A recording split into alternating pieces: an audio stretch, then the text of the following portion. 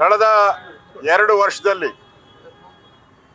ಈ ಕಾಂಗ್ರೆಸ್ ಸರ್ಕಾರ ಬಂದ ಮೇಲೆ ದಿನನಿತ್ಯ ತೆರಿಗೆಗಳನ್ನು ಒಂದಲ್ಲ ಒಂದು ತೆರಿಗೆಗಳನ್ನು ಎವ್ರಿ ಮಂತ್ ಒಂದೊಂದು ತೆರಿಗೆಗಳನ್ನು ಹಾಕೋ ಮುಖಾಂತರ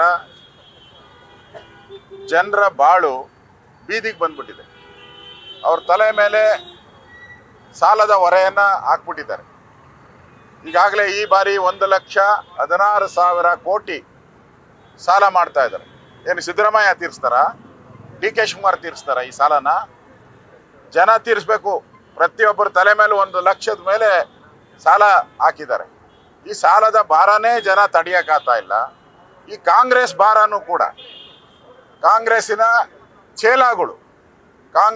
ಚೇಲಾಗಳಿಗೆ ಒಂದೊಂದು ಚೇಂಬರು, ಒಂದು ಆಫೀಸು, ಅವ್ರಿಗೆ DA ಸಂಬಳ ಸುಮಾರು 60 ಕೋಟಿ, ಅಪ್ರಾಕ್ಸಿಮೇಟ್ಲಿ 60 ಕೋಟಿ ಸ್ಯಾಲ್ರಿ, ಇನ್ನೊಂದು 60 ಕೋಟಿ ಅವ್ರ ಆಫೀಸನ್ನ ರಿನಿವೇಶನ್.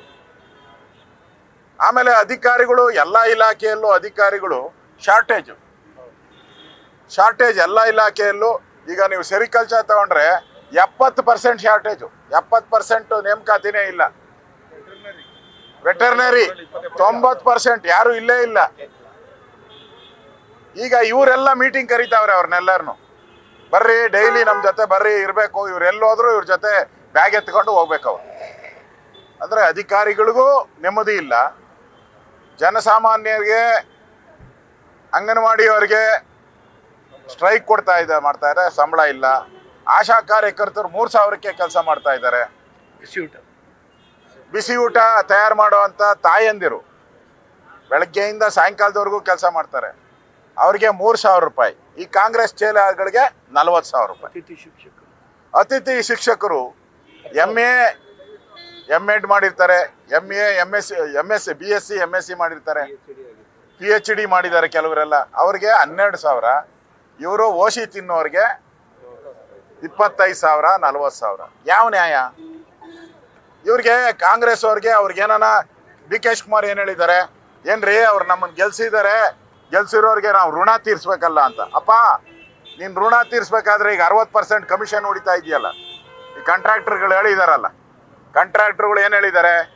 ಮುಖ್ಯಮಂತ್ರಿನ ಬೇಳಿ BJPನೇ ಬಿಟ್ಟಿತ್ತು, ನೀವು ಬಂದಮೇಲೆ 60% ಕಮಿಷನ್ನು. ಈಗ ಎಲ್ಲ ಇಲಾಖೆಯಲ್ಲೂ 60% ಕಮಿಷನ್. ಆ ಕಮಿಷನ್ 60% ಹೊಡೆದಿದ್ದೀರಲ್ಲ, ಅದರಲ್ಲಿ ಒಂದು 10% ಇವ್ರು ಕೊಡ್ರಿ, ಇನ್ನು 50% ನೀವೇ ಇಟ್ಕೊಳ್ಳಿ. 10% ಹೊಡೆಯುವಂಥ ನಿಮ್ಮ ಕಮಿಷನಲ್ಲಿ ಅವ್ರಿಗೆ ದುಡ್ಡು ಕೊಡಿ. ಸರ್ಕಾರ ದುಡ್ಡು ಯಾಕೆ? ಜನಸಾಮಾನ್ಯರ ತೆರಿಗೆ ಹಣದ ದುಡ್ಡನ್ನು ಯಾಕೆ ಕೊಡ್ತಾ ಇದ್ದೀರಾ? ಇದು ಸಂವಿಧಾನದ ವಿರೋಧಿ. ಸಂವಿಧಾನವನ್ನು ವೈಲೇಟ್ ಮಾಡ್ತಾ ಇದ್ದೀರಾ.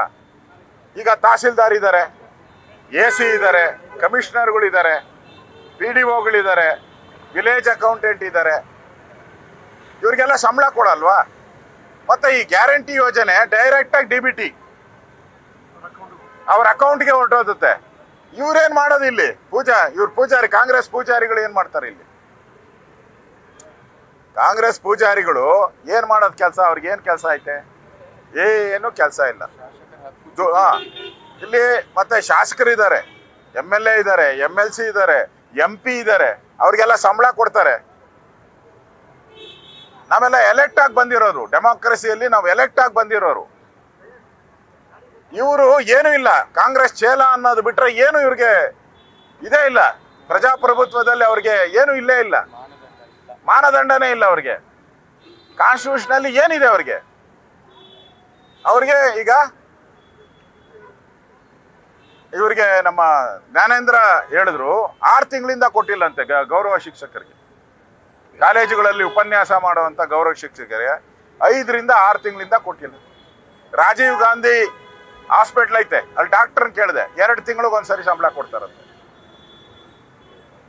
ಈ ಹಾಲು ಉತ್ಪಾದಕರು, ರೈತರು ಸಬ್ಸಿಡಿ ಅವ್ರಿಗೆ 9 ತಿಂಗಳಿಂದ ಕೊಟ್ಟಿಲ್ಲ, ಅದು 600 ಕೋಟಿ ಐತೆ. ಇವ್ರಿಗೆ ಹೇಳಿದ್ದಾರೆ, ಆ ಸರ್ಕ್ಯುಲರ್ ನನ್ನ ಹತ್ರ ಇದೆ, ಆ ಸರ್ಕ್ಯುಲರ್ ಅಲ್ಲಿ ಕ್ಲಿಯರ್ ಆಗಿ ಹೇಳಿದ್ದಾರೆ, ನಮ್ಮ ಕಾಂಗ್ರೆಸ್ ಕಾರ್ಯಕರ್ತರಿಗೆ ಪ್ರತಿ ತಿಂಗಳು ನೀಟಾಗಿ ಕರೆಕ್ಟಾಗಿ 1ನೇ ತಾರೀಕು ಅವ್ರ ಸಂಬಳ ಓಡಬೇಕು. AC ಗೆ ಓದತ್ತೋ, DC ಗೆ ಓದತ್ತೋ, PDOಗೆ ಓದತ್ತೋ ಗೊತ್ತಿಲ್ಲ, ಅಂಗನವಾಡಿ ಕಾರ್ಯಕರ್ತರಿಗೆ ಹೋಗ್ತದೋ ಗೊತ್ತಿಲ್ಲ. ಅವ್ರಿಗೆ ಮಾತ್ರ 1ನೇ ತಾರೀಕು ಕರೆಕ್ಟಾಗಿ ಸಂಬಳ ಹೋಗ್ಬೇಕು. ಅವ್ರು ಕರೆದಾಗೆಲ್ಲ ಅಧಿಕಾರಿಗಳು ಹೋಗಿ ಅವ್ರ ಮುಂದೆ ಕೈ ಕಟ್ಕೊಂಡ್ಬೇಕಂದ್ರೆ ಈ ಸರ್ಕಾರ ಅಂತಾರೋ ಇದು ಕಾಂಗ್ರೆಸ್ ಆಫೀಸ್ ಅಂತಾರೋ. ವಿಧಾನಸೌಧವನ್ನ ಕಾಂಗ್ರೆಸ್ ಆಫೀಸ್ ಮಾಡ್ಕೊಂಬಿಟ್ಟಿದ್ದಾರೆ. ಯಾವ ಉದ್ದೇಶ ಇಟ್ಕೊಂಡು ಕೆಂಗಲ್ ಹನುಮಂತಯ್ಯನವರು ಇದು ಸರ್ಕಾರದ ಕೆಲಸ, ದೇವರ ಕೆಲಸ ಅಂತ ಹೇಳಿದ್ರು. ಇದು ಈಗ ಹೋಗಿ ಸರ್ಕಾರದ ಕೆಲಸ ಕಾಂಗ್ರೆಸ್ ಆಫೀಸಿನ ಕೆಲಸ ಆಗೋಗಿದೆ. ಲೂಟಿ, ಹಗಲು ದರೋಡೆ, ಕಳ್ಳರೆಲ್ಲ ರಾತ್ರಿ ಹೊತ್ತು ದರೋಡೆ ಮಾಡಿದ್ರೆ ಈ ಕಾಂಗ್ರೆಸ್ ಅವರು ಬೆಳಗ್ಗೆನೆ ದರೋಡೆ ಮಾಡ್ತಾ ಇದ್ದಾರೆ. ಅಫಿಷಿಯಲ್ ಆಗಿ ದರೋಡೆ ಇದು. ಈ ಕಾಂಗ್ರೆಸ್ ದುಡ್ಡನ್ನ, ಸರ್ಕಾರ ಟ್ಯಾಕ್ಸ್ ಪೇಯರ್ಸ್ ಹಣವನ್ನ ಹಗಲು ದರೋಡೆಯನ್ನ ಕಾಂಗ್ರೆಸ್ ಅವರು ಮಾಡ್ತಾ ಇದ್ದಾರೆ. ಇದರ ವಿರುದ್ಧ ಸರ್ಕಾರದ ಹಣ ಸರ್ಕಾರದಲ್ಲಿ ಉಳಿಬೇಕು, ಸರ್ಕಾರದ ಹಣ ಬಡವರಿಗೆ ತಲುಪಬೇಕು. ಯಾವುದೇ ಕಾರಣಕ್ಕೂ ಈ ಕತ್ರಿ, ಕಾಂಗ್ರೆಸ್ಸಿನ ಕತ್ರಿ ಹಾಕೋದಕ್ಕೆ ಅವಕಾಶ ನಾವು ಕೊಡಲ್ಲ. ಅದಕ್ಕೋಸ್ಕರ ನಿನ್ನೆಯಿಂದ ನಾವು ಹೋರಾಟ ಮಾಡ್ತಾ ಇದ್ದೀರಿ. ನೋಡೋಣ, ನಮ್ಮೆಲ್ಲ ಮಾತಾಡಿ ಇದನ್ನ ಇನ್ನೂ ಬೇರೆ ಲೆವೆಲ್ಗೆ, ರಾಷ್ಟ್ರ ಲೆವೆಲ್ಗೆ ತಗೊಂಡು ಹೋಗುವಂಥ ಪ್ರಯತ್ನನೂ ಮಾಡ್ತೀವಿ.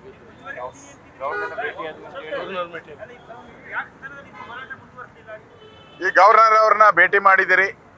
ಕಾನ್ಸ್ಟಿಟ್ಯೂಷನಲ್ ಅಥಾರಿಟಿ ಅವರೇ.